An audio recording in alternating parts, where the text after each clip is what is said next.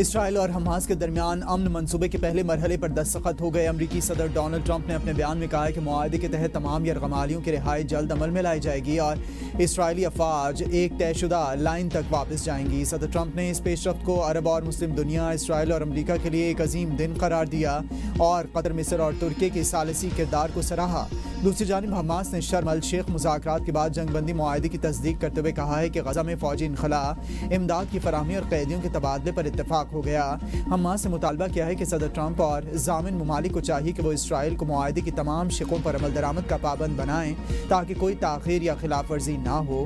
Hamas نے غزہ، القدس اور مغربی کنارے میں مزاحمت کرنے والے فلسطینی عوام کو خراج تحسین پیش کیا جنہوں نے قربانی اور بہادری سے اسرائیلی منصوبوں کو ناکام بنا دیا۔ کہا کہ فلسطینی عوام کی قربانیاں رائے گاہ نہیں جائیں گی اور آزادی اور خود مختاری کے حصول تک جد و جہد جاری رہے گی۔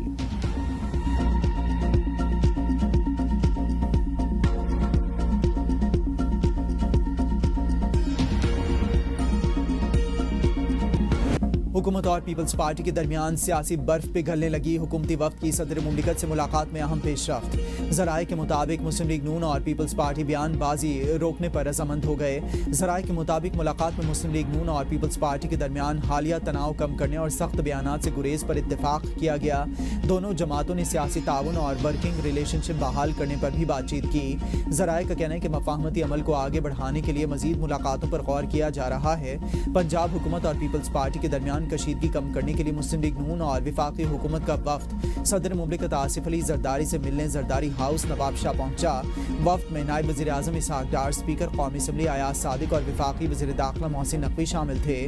حکومتی وفد نے صدر زرداری کے سیاسی تناؤ کم کرنے کے لیے متحرک کردار پر مکمل اعتماد کا اظہار کیا۔ ذرائع کے مطابق حکومتی وفد نے صدر مملکت آصف علی زرداری کو وزیر اعظم شہباز شریف سے مسلم لیگی رہنماؤں کی ملاقات میں ہونے والی گفتگو سے آگاہ کیا۔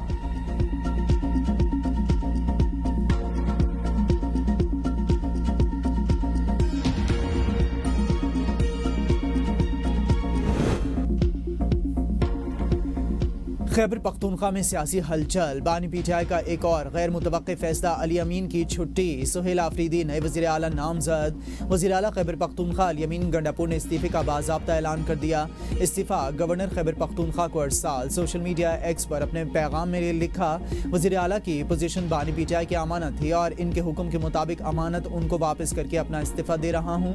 گزشتہ 1.5 سال کے دوران مالی بدحالی کے شدید چیلنج اور دہشت گردی کے سنگین خطرے کے باوجود اپنی کابینہ، پارٹی کے ارکان اور کارکنان، بیوروکریسی کی ٹیم اور بانی کی رہنمائی کے ساتھ مل کر صوبے کو مالی استحکام کی راہ پر گامزن کیا، دہشت گردی کے ناصور کا ڈٹ کر مقابلہ کیا۔ میں اپنے تمام کابینہ ساتھیوں، اسمبلی اراکین اور بیوروکریسی کے تمام افسران کا تہہ دل سے شکریہ ادا کرتا ہوں جنہوں نے مجھے غیر معمولی چیلنجز کا سامنا کرنے پر مدد دی۔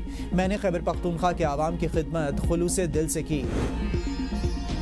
نامزد وزیر اعلیٰ سہیل آفریدی کے گھر مبارکباد دینے والوں کا تانتا بن گیا۔ بڑی تعداد میں ورکرز اور سپورٹرز حیات آباد کی رہائش گاہ پہنچ گئے، مٹھائیاں تقسیم۔ وزیر اعلیٰ خیبر پختونخوا کا اسکواڈ بھی سہیل آفریدی کی رہائش گاہ پہنچ گیا۔ رہائش گاہ کی سیکیورٹی سنبھالی۔ خیبر پختونخوا کے لیے نامزد وزیر اعلیٰ سہیل آفریدی کا تعلق PK 70 خیبر سے ہے۔ ضلع خیبر سے پہلے وزیر اعلیٰ کی حیثیت سے وہ عہدہ سنبھال لیں گے۔ سہیل آفریدی کافی عرصے تک انصاف اسٹوڈنٹس فیڈریشن KP کے صدر رہے۔ موجودہ حکومت میں وزیر اعلیٰ کے معاون خصوصی کمیونیکیشن اینڈ ورکس رہے۔ صوبائی کابینہ میں تبدیلی کے بعد سہیل آفریدی کو وزیر برائے ہائر ایجوکیشن بنایا گیا۔ خیبر پختونخوا میں تبدیلی کی ابتدا وزیر اعلیٰ سے کی گئی۔ خیبر پختونخوا حکومت میں تبدیلی بانی کا اختیار ہے، ان کے احکامات پر پارٹی منوان عمل کرتی ہے۔ بیرسٹر گوہر کہتے ہیں کہ تحریک انصاف میں کوئی فارورڈ بلاک موجود نہیں ہے۔ پارٹی کے تمام 92 ارکان اسمبلی مکمل طور پر متحد ہیں۔ خیبر پختونخوا میں تحریک انصاف کی مضبوط حکومت ہوگی اور عوام کی خواہشات پر پورا اترے گی۔ یہ علی امین پر چارج شیٹ نہیں، کوتاہیاں ہوتی ہیں اور ان پر تنقید بھی ہوتی ہے۔ سلمان اکرم راجہ نے میڈیا سے گفتگو میں کہا کہ خیبر پختونخوا میں وزیر اعلیٰ کی تبدیلی سے منفی اثرات کا تاثر غلط ہے۔ سہیل آفریدی کے طالبان نواز ہونے کا الزام بے بنیاد ہے۔ سہیل آفریدی کو وزیر اعلیٰ کے لیے نامزد اکثریتی فیصلے کی بنیاد پر کیا گیا۔ علی امین گنڈاپور کے بارے میں بانی کے نیک جذبات برقرار ہیں۔ شیخ وقاص اکرم نے پروگرام سوال سے آگے میں کہا کہ وزیر اعلیٰ کی تبدیلی جمہوری سسٹم میں معمولی کی بات ہے۔ بہت سے لوگوں کی رائے تھی کہ بانی سے مشاورت کے بعد فیصلے پر نظر ثانی کریں۔ علی امین کا موقف تھا کہ بانی کا حکم آ گیا، اب مشاورت کی ضرورت نہیں، انہیں کارکردگی کی بنیاد پر نہیں ہٹایا گیا۔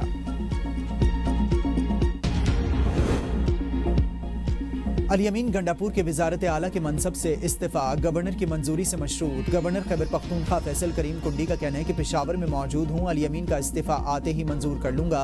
सूबे में जो होता रहा वो सबके सामने है। आइनी माहिरीन के मुताबिक गवर्नर खैबर पख्तूनख्वा को वज़ीर आला का इस्तीफ़ा मंजूर या मुस्तरद करने का आइनी इख्तियार हासिल है। कोई टाइम फ्रेम नहीं है। अगर गवर्नर वज़ीर आला का भिजवाया गया इस्तीफ़ा मंजूर नहीं करता तो आर्टिकल 30 सब क्लॉज 8 के तहत सदर पाकिस्तान को इस्तीफ़ा भिजवाया जाएगा। बानी पीटाई को इस्तीफ़ा लेने का कोई इख्तियार हासिल नहीं। 133 गवर्नर वज़ीर आला को सूबे में अपना मनसब संभालने और काम जारी रखने का ऑर्डर भी दे सकता है। गवर्नर का इस्तीफ़ा मंजूर करने के बाद सूबाई काबीना भी खुद ब खुद तहलील हो जाएगी। वज़ीर आला के इस्तीफ़े के बाद नए कायदे ऐवान का इंतखाब असम्बली इजलास के लिए मुशावरत जारी।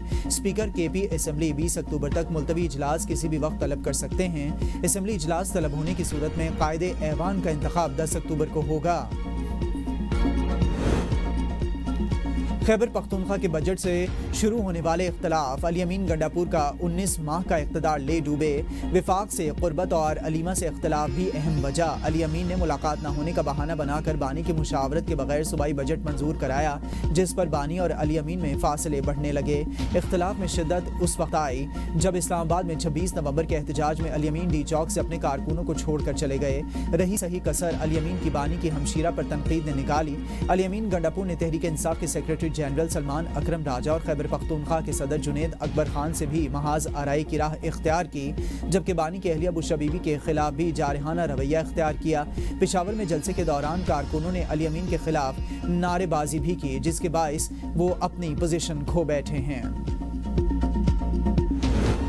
खैबर पख्तूनख्वा असेंबली में अपोजिशन का वज़ीर आला के इंतखाब के लिए उम्मीदवार लाने का उसूली फैसला 145 रुकनी ऐवान में तहरीक इंसाफ के 92 और अपोजिशन जमातों के कुल 53 अरकान हैं। अपोजिशन लीडर डॉक्टर इबादुल्ला का कहना है कि वज़ीर आला के इंतखाब के लिए 73 वोट दरकार होंगे। इस्तीफ़ा मंजूर होने पर खैबर पख्तूनख्वा की काबीना भी तहलील हो जाएगी। नामजद वज़ीर आला के इंतखाब के लिए स्पीकर की जानिब से असेंबली इजलास तलब किया जाएगा। असेंबली इजलास में नामजद वज़ीर आला को अपनी अक्सरियत साबित करना होगी। कायदे हिज़्ब इख्तिलाफ डॉक्टर इबादुल्ला ने पार्लिमानी लीडर्स का आज इजलास तलब कर लिया। किसी भी भारतीय जारहियत का फैसला कुन और मुंह तोड़ जवाब दिया जाएगा। दहशतगर्दों और जराइम पेशा अनासिर को कामयाब नहीं होने देंगे।